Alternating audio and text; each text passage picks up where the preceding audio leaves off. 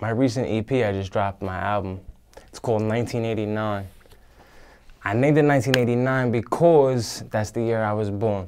I was born September 27, 1989. So with my first actual like big project, I was like, you know, it's gotta mean something to me. You know, it's not just any regular old mixtapes no more, you know, nothing like that. So 1989 is definitely something, you know, that holds some sentimental value to me.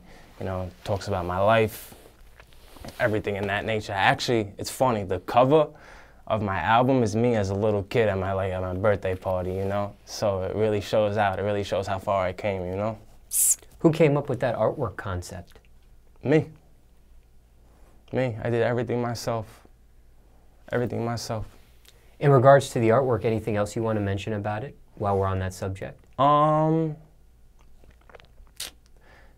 Not necessarily in a sense. I mean, you can see me there, you know, my aunt behind me, my grandmother behind her, you know, back in our old house in Brooklyn, you know, so it definitely, it was just the go-to picture. You had to, I had to pick it for the album, you know. This was a picture that you had to dig up, or is this one like that was readily available already? It's actually, I had to dig it up. I had to dig it up. My sister, she'd be crazy. She'd be looking at all us, you know, as younger and pictures and everything. So she sent it over to my phone, and I was like, oh yeah, this is the picture we're gonna run with right here, you know. So we did it up like that. You know, I put everything together, you know, the whole artwork in itself, you know, everything like that. And yeah, man, we ran with it. Ran with it. The release date. Was there any significance behind the release date for this project? Since there are so many artists out here that are either, you know, at the top, climbing from the bottom, whatever, you know, I kind of keep track of like who's dropping what when, you know. So if, for instance, you know, if Drake and this is dropping this month, and really this month has nothing really going on for no artist, I'm gonna drop it then, you know. Happy with the final date that was chosen? Absolutely. Now, somebody watching this, maybe hearing about your project for the first time, yeah, or maybe somebody that's knows about it and getting some more information about it through this interview and hasn't had a chance to listen to it yet. Can you describe the sound overall speaking? We're going to dissect the records in a little bit, but just the general sense of what they would hear. The sound? Could you describe that sound of this project, overall speaking? It's me regardless, and I know you don't know exactly what me is, but it's more or less the new wave type of music, but still me in a sense. What I mean with lyrics, I can never make a song that doesn't have any sort of meaning or lyrics to it. I can never just, it's easy for somebody to get on a record and just say whatever, you know what I'm saying? It's easy to do that. But when you take your time a little bit with it and put some lyrics into it with the new wave type of sound, the auto-tunes, or this, that, you know, you really come out with a masterpiece, honestly. The amount of songs on this project, why that amount for this one? You know, to be 100% honest with you, I feel like nowadays people's attention span is so short. It's so short. Like, back in the day, I'd be able to, you know, 20-something people would listen, CDs, this, that. Nowadays, it's like, you know, if you don't got a USB or Insta, nobody wants to hear you. So, you know, 8 songs I think was definitely sufficient enough, you know, especially with the features that I have on there. You know, it's definitely a good look for myself. How many songs did you have to choose from originally before you got to the final 8? I think I had about 13. And I picked 8 out of the 13. How'd you narrow it down? What was the process? Let people hear it. You know, my fellow friends, groupmate, whatever. Let them hear it a little bit. Of course, it always comes down to me what song I want to put on there, but I let a couple people hear it out there, and they told me which one was definitely gonna, you know, rock better. So it's more or less like that. Who put this track list together? And what was the process behind that as well? I put it together, and the process in itself was like, you know, the better songs, I guess you can say, off the project. You know, I put more towards the top, but then again, you know, also I mixed and matched it, especially with the features, like I said, I had. So I definitely spread it throughout the track list. Was there any remorse after the project was released on either the track list, as far as its order, right, or the songs and the final number of songs that was chosen? So for example, do you wish, I should have knocked off another song, it should have been 7 songs, or maybe I should have added 1 or 2 and it should have been 10 songs? Or did you listen to the final project and say, you know what, after some time has been released, I should have put this track a little lower in the list or a little higher in the list? Was there any remorse there? It's so funny that you say that. It really is so funny that you say that, because when I perform, like literally actually in front of you, when I perform the song for you, it touches you more than just listening to it. And I've heard that from a lot of people. Like, if I stood up here and performed the song I made, and that's funny because one of the songs called Gucci Milano that I really wanted to put on the album, it didn't, in the booth, you know, the way it sounded, it wasn't right. You know, but that song I definitely would have put on the album if it came out correct, because that's just popping. That's just hot. From start to finish, how much time do you think it took for you to put this project together? Including my laziness, but yeah, start to finish. The first song to the last song, mixing, mastering, everything. Complete in its entirety.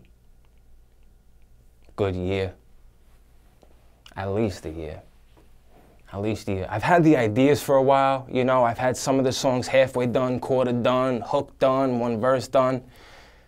But all together, mix, mastering, everything like that, I would say at least a year, definitely. Financially, how much does a project like this cost to create? A lot of money. A lot of money. I'm talking from buying beats, studio time, mixing, mastering, you know, putting it out there, Spotify, Tidal, Apple Music, of course the arm and the leg if you want to, you know, if you want to clarify a little bit. Did you go over or under your budget?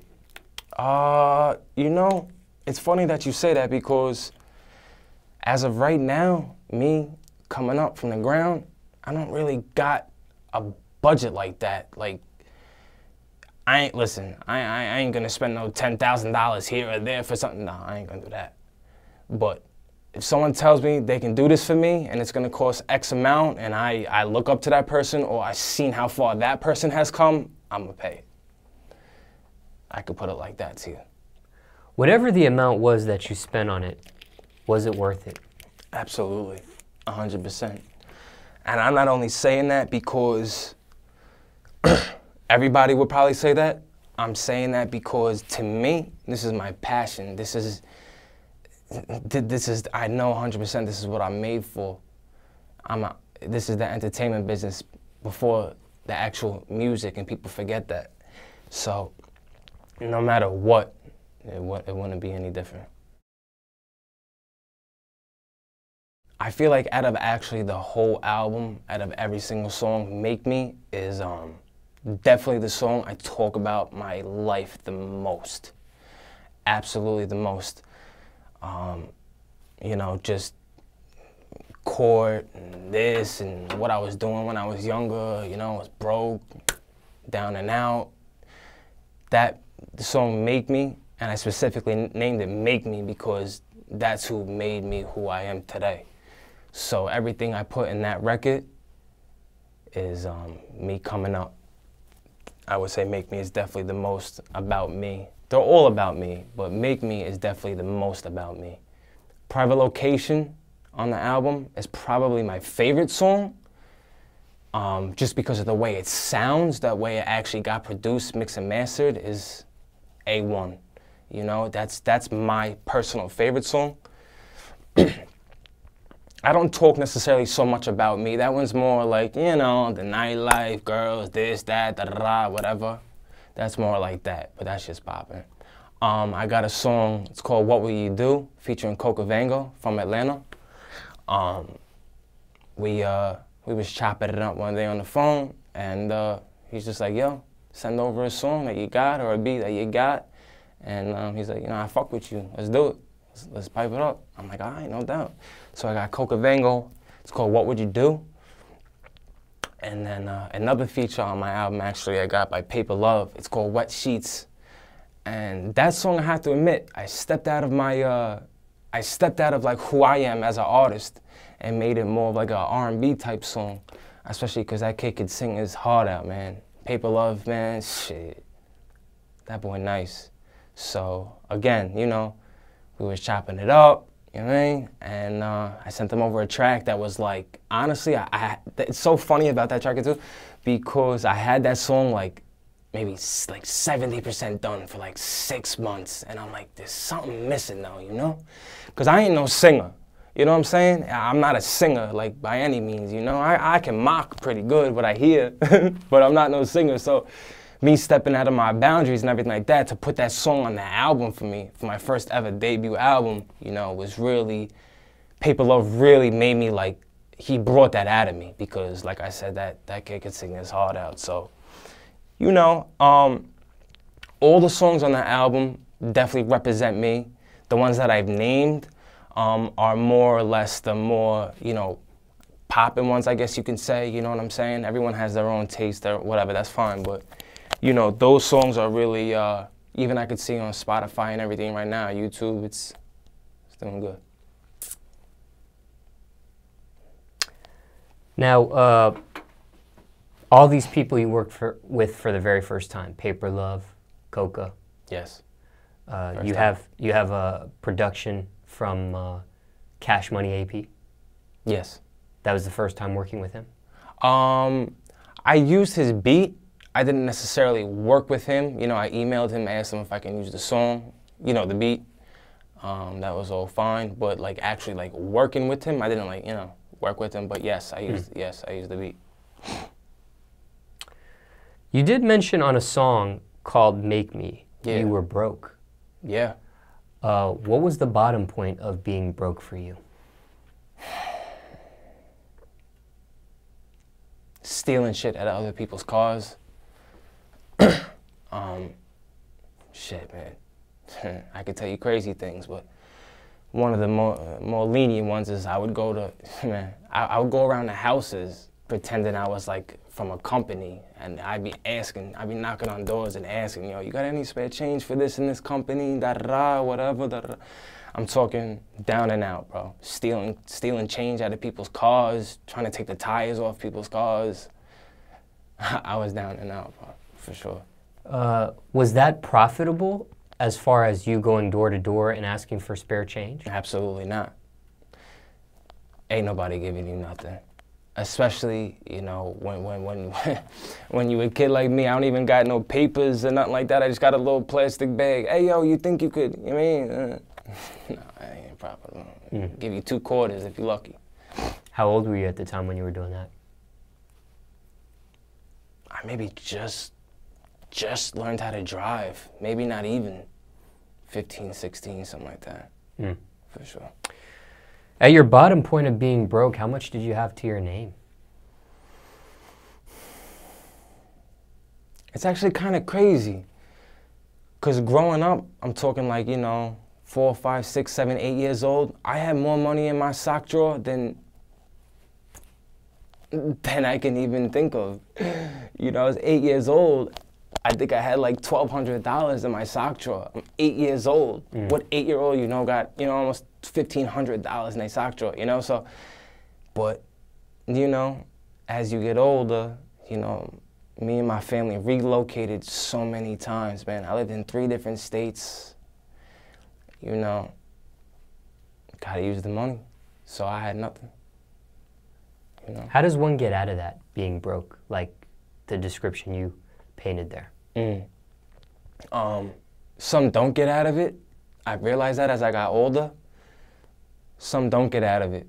But how I got out of it personally, just work, bro. I don't care if it's at the local pizza shop. I don't care if you're cleaning cars. whatever. If you do something productive and you actually save your money, you can definitely get out of the rut, I think. Any advice to somebody that's broke? Hustle. Going through it right now. Hustle. You gotta hustle. Ain't no handouts in this world. If there are handouts, let me know. I'm gonna be there tomorrow. Nah, I don't even want no handouts, but you have to hustle, man. For whatever you want in life. I don't care if you wanna open, you know, the local pizza shop. If you wanna run your own pizza shop, you gotta hustle. Nothing's easy in this world, and ain't nobody gonna give you nothing. Some people hustle legally, some people hustle illegally. What's your opinion of that? Teach his own. Do you. I don't hate on no man doing them. I was never jealous as a kid growing up. I was never a hater. If I saw somebody doing better than me or whatever, it only made me go harder because I want what they have. I ain't gonna be jealous and try to, you know, I mean, rob them or something. Nah, you know what I'm saying? I mean, for somebody I know how hard it is for me, myself, I know how hard it is in this world to hustle. I ain't gonna rob nobody out there for doing them. Obviously, illegally can have several consequences with that. Absolutely. Yeah, you know, you gotta be, if you're gonna do it that route, you know, and I'm sure everybody at some age, at some point done that. You know, you gotta know how to move, man. You just gotta know how to move. That's really how I see it. You know what I'm saying? You can't be out there loud on the street, da da da. Nah, you just gotta, you know what I'm saying? Be low key, move around. Don't hold nothing. Don't carry nothing, a lot of weight with you. You know what I'm saying? Just be low key and get it out like that. Consequences could stem from as low as, you know, that looking over your shoulder feeling to jail time. Being locked up, of course. I mean, you know. Worst case, even death. That's a good point. You know, like I said, you gotta know how to move. You gotta know, you know, if I went to him and asked him a question and I went to him and asked the same question, guess what? I'm gonna get two different answers. Everybody, you know what I mean? You gotta know what you're doing. You gotta feel the feedback from the other, you know what I'm saying? You gotta, I ain't gonna give you all my tips and tricks, you know what I mean? Don't get crazy on me over here now. I ain't gonna give you all my tips, but you know, you gotta feel out the situation. Like I said, you just gotta know how to move. You gotta read people. You gotta know what you're doing. Well, to me, interesting would be getting the features that I got. I mean, there's nothing really specifically interesting, I'm saying, to me, only because I know who I am. If you were to hear it, you know what I'm saying, maybe you would think it's interesting to hear the stories that I would tell, or, you know what I'm saying, you can see where I'm kind of coming from now that I'm talking, you know, but to me, interesting is getting those features. That's the most interesting thing to me, for sure. Sometimes, and this is your debut project. Yes. When it comes to features, sometimes people on their debut, they don't have any features. Either they don't want them because maybe pride or ego or whatever the case may be. Of course. Or maybe they just can't afford features or have relationships with people to get features for free. That's right. Was that any thinking into that? Were you one of those people that was like debut album, debut project, no features? I just want people to get to know me and that's it. I don't want to share this spotlight with anybody. Or did you feel like, you know, maybe you needed some features as either a marketing tactic, that's right. Or, you know, that sort of thing? I don't know. I'm just curious where your mind state was. Absolutely. In the beginning, you know, I was just kind of like going with the flow.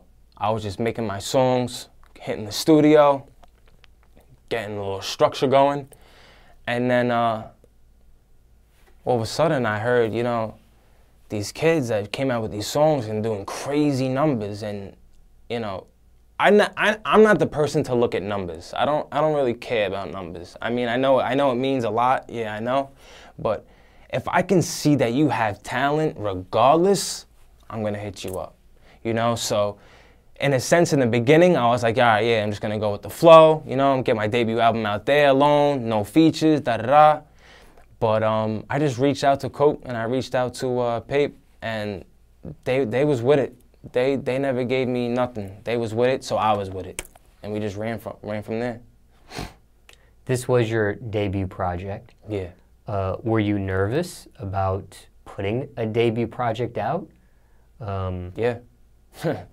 You were? Yeah, I was. What was nerve-wracking about it? Because in New York, I feel like nobody really wants to support you. You know, I feel like everybody's just on their own, you know? Until you reach a certain type of stature, until that level where the people think you popping now, then they come around like, oh, yo, look what you've been doing, da da da. But until then, nah. You know, they don't mess with you. Today's my first day in Atlanta. I had never been to Atlanta before, and I can already see the difference. You know, it's just a different mentality. Just people support each other. We was just in the mall. We just came from the mall. Which one? We went to Lenox. I saw a paper there. Was chomping it up. Saw a couple other kids out on the rise, YK Osiris. And you know, it's no problem. Like, chop it up with you, da da da, with you. Oh, you an artist, this and that, whatever. Yeah, it's like, you know, oh, yo, yeah, all right, take my number. You know, like in New York, you gotta, I ain't no beggar for damn sure, but it's like you gotta beg people to listen to you. You know, you gotta, even if you go out there to the clubs, this and that, they don't want to show you no support. Like I said, until you get to that level, then they're gonna come around. Other than that, no. By the way, back to the features question, I forgot to ask you this. Hindsight 2020, were you happy you got those features, or do you wish you would have just been solo dolo? Absolutely 100% happy. They're great artists. I have to admit. And I ain't just saying that because they're on my album. They are great artists. They're doing their thing and they're progressing. You know, as me following up on them from, you know, months ago when we did the songs, they just keep progressing. I don't see no stopping them. So yeah, I was 100% happy with that, 100%. You mentioned a few people in regards to this project. Anybody else you want to shout out that you didn't name?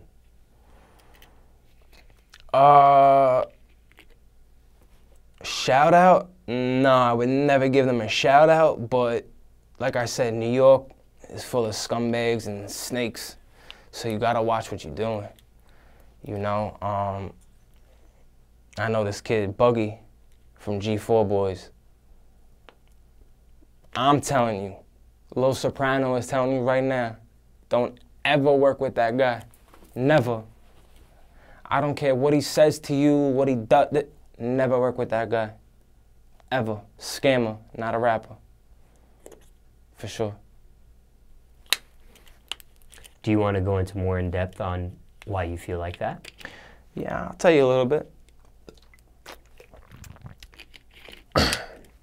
They was throwing a penthouse party in New York at the W or something like that. I forget exactly where. And I reached out to him. And he was like, yeah, come through, da-da-da, we're gonna chop it up. You know, come to the party, you can perform for us, this, that, the whole nine. I was like, all right, bet. You know, kid like me don't really got no, you know what I mean, no leg in the door like that. And I was like, all right, bet, it's gonna be my leg in the door, you know? They're gonna see me with a bigger artist, I guess, if you wanna call it that. You know, we gonna do it. And then, it just didn't turn out the way I thought it was gonna turn out. You know, they good at manipulation. Like I said, scammer, not a rapper. I can leave it like that, you get the point. What's the feedback been to this project? How long has it been out now? I would say it's been out a good month now, three weeks. I would say 3 weeks. And it's actually doing pretty good.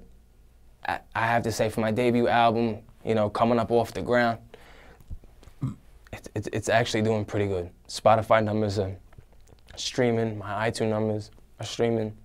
You know, everyone from around the town and everything like that definitely give me some good feedback on it. More positive than negative, more negative than positive, even 50-50? I haven't really heard any negative comments about it. I really haven't heard any negative comments. My Instagram, even I was performed a couple weeks ago. You know, everybody was rocking me. As soon as I got off the stage, everybody wanted to do a feature with me. You know, so I definitely think it's doing good. Absolutely.